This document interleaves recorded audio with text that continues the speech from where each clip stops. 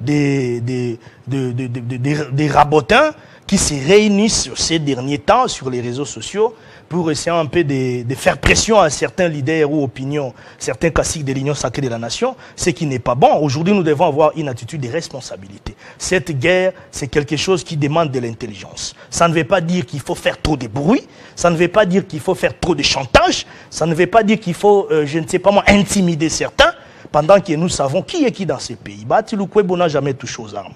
Oui ou non? Non, il n'a jamais touché aux armes. Bati Lukwebo a commencé sa politique, comme nous le savons, comme tout Congolais. Il est né là-bas, il est de ces coins-là. Voudriez-vous me dire ici que Bati n'est pas touché plus que beaucoup de gens ici, où il n'est pas touché, il n'est pas concerné à ce qui se passe là? C'est là où il a passé sa vie, c'est là où il a étudié. Vous comprenez? Et c'est là où il a pris même, comme on dit, l'essor de monter. C'est là où il reçoit même sa base électorale. Mais il ne peut pas commencer à venir étaler, je dirais, ses larmes tout le temps comme ça en public. Donc ce n'est pas non plus son cousin. J'ai vu des gens tirer sur tous les points, commencer à faire allusion à des choses. Oh non, c'est lui-là, il parlait des poids politiques. Nous sommes politiques, on sait. Lorsqu'on veut tirer, on veut taper. Lorsqu'on veut jeter de l'opprobre, lorsqu'on veut jeter des flèches sur quelqu'un, on sait comment est-ce que les politiciens congolais se comportent.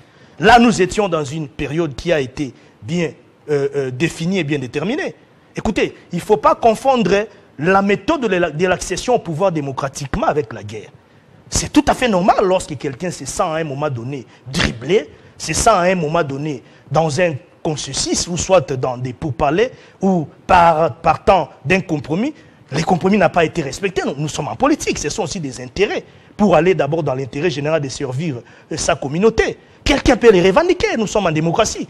Il ne faut pas prendre cette attitude-là et l'amener pendant ces temps-ci où nous sommes tous en guerre et que nous sommes en train d'appeler les Congolais à l'unité nationale. C'est le moment de la cohésion nationale. C'est le moment de l'unité nationale. Nous devons éviter cette méthode d'intoxication, cette méthode de diabolisation, cette méthode de jeter des pierres, cette méthode de donner l'impression comme si celui-là et c'est un mauvais, c'est un diable, et celui-ci ne veut pas faire ceci, cela. Ça ne va pas nous amener à ce que nous appelons la cohésion autour du président Tshisekedi, parce qu'à ce moment, nous n'avons pas besoin de nos égos. Nous devons mettre nos égos un peu à côté, nous devons mettre nos considérations personnelles à côté, nous devons être réunis, unis derrière les commandants suprêmes pour finir ce qui se passe là. Messieurs les journalistes, on fait allusion dans cette histoire-là, dans les histoires qui se relatent des racontants, comme je qualifie ça sur les réseaux sociaux, on fait allusion au garde rapproché du président Bati Lukwebo, qui se nomme M. Trésor Lombe. Si ce n'est pas son garde rapproché, Trésor Lombe que vous avez cité, son nom n'est même pas Bati. Ce serait un de ses cousins. Allez-y. Non, ce n'est même pas son cousin. Ce n'est même pas son cousin. Ça me fait rire. Je vous informe ici qu'il est du Congo central. Il n'a rien à voir même avec la famille du président Bati Lukwebo. Il n'est ni son cousin, il n'est même pas familier. Ce n'est même pas quelqu'un qui est dans l'entourage familial du président Bati Lukwebo. Il n'est même pas du Sud Kivu. Il n'est ni du Goma. Il est du Congo central. Mais pourquoi arriver jusqu'à tel point, chercher justement à salir l'image de quelqu'un? Dans ces moments ici, un moment très crucial, un moment très sensible, où nous devons tous être réunis, attentionnés, derrière le président Tshisekedi, par rapport à ce qui se passe. Mais vous voyez, il y a des semeurs de troubles qui viennent là. Oh, il fait ça la bouille, il fait le babouille. Donc, le deuxième vice-président du Sénat est obligé de commencer à venir se comporter comme quelqu'un de la rue. Non, moi, je suis en train de faire ceci, cela. Vous n'avez pas vu ici récemment, lorsqu'il a signé lui-même les communiqués officiels datant du 25 janvier 2025, si je ne me trompe pas. Lui-même, le professeur Modeste Bati Lukwebo, autorité morale de la FDCA, a signé ces communiqués. Et je vais le rappeler ici, que la FDCA était le premier regroupement politique à avoir fait un communiqué officiel. Un communiqué officiel a un caractère d'engagement, a un caractère d'information, a un caractère d'accompagnement, a un caractère politique, a un caractère de fixation, de précision. Vous comprenez? Et en ces moments ici, lorsque vous voyez un parti politique ou un groupement politique organisé, implanté sur toute l'étendue du territoire national comme la FDCA, faire un communiqué officiel qui a été répandu dans presque tous les canaux, tous les communicateurs de la FDCA, On relaie ces communiqués-là. Je l'ai même vu ici sur Télé 50, à travers vos canaux de communication, à travers les mondes, sur tout. C'était passé dans le journal d'hier. Sur tous les continents africains, les régions. Je vis ça partout, où tout le monde a apprécié et a encouragé l'autorité morale de la FDCA, qui s'est engagée derrière le président Tshisekedi.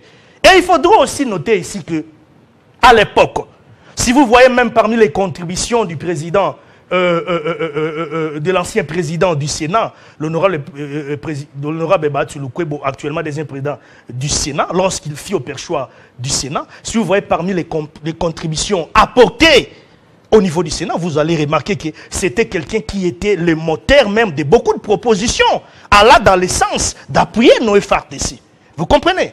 L'exécution, la mise en application, ce n'est pas lui, là c'est autre chose. Vous savez, notre pays a fait face à beaucoup de difficultés, même sur les plans financiers. À un moment donné, même la trésorerie de notre pays était en rouge, vous le savez bien. Ici, il est question d'apporter un soutien sincère envers le président Tshisekedi. Vous avez vu actuellement, et il y a récemment quelques jours passés, lorsque le président Batsou Lukwebo a conduit une délégation des groupes, des groupes de sénateurs des provinces du Nord Kivu et Sud Kivu, autour du président Sama Lukonde, que je salue d'ailleurs, ils ont débattu sur ça. Et donc, il y a un côté intellectuel pour faire face à cette agression. Il y a un côté militaire, il y a un côté institutionnel, il y a un côté officiel, il y a un côté diplomatique. Et nous sommes en train d'y travailler. Lorsque vous voyez les congrès, lorsque vous voyez l'Assemblée nationale et le Sénat réunis en congrès, où nous avons vu concurremment l'Assemblée nationale et le Sénat. Il y a eu une session extraordinaire. Une session extraordinaire. Alors, je voudrais savoir, c'était justement pour en parler. Vital Kamerhe a tenu publiquement de propos que des gens ne tiennent plus en ce moment, surtout parce qu'il y a le CSA qui ne veut pas que l'on dise ce qui se passe dans l'Est du pays. Est-ce que Batsou Lukwebo partage-t-il les propos tenus lors de la dernière session extraordinaire par Vital Kamerhe? Non, ça je ne peux pas répondre. Ouais. Ça je ne peux pas répondre. Le président Alors quel est son état d'esprit en ce moment? Puisque c'est quelqu'un du Sud Kivu, le Sud Kivu aussi est menacé. Son état d'esprit, il faut le savoir que le président Batsou Lukwebo est très abattu. Ça je peux vous le dire. Lorsque j'étais en train de parler avec lui, je lui ai vu avec des larmes aux yeux. Il m'a dit, mon fils, il y a un problème, ça ne va pas. Nous sommes en danger, il y a un problème sérieux dans notre pays. Mon fils, je t'envoie aux médias soutenir le président Tshisekedi.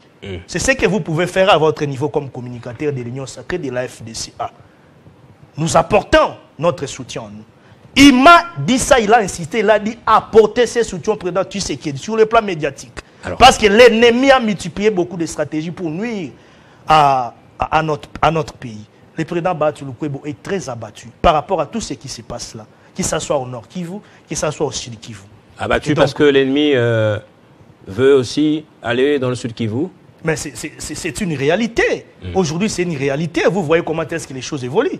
Mais je ne pense pas avec la force, avec tout ce qui est mis en place, en jeu, avec ce courage de nos vaillants militaires combattants sur le front, que les choses vont se passer telles que beaucoup de gens, beaucoup des ennemis de notre pays en pensent. Il faut faire beaucoup d'attention. C'est les combats, c'est la guerre.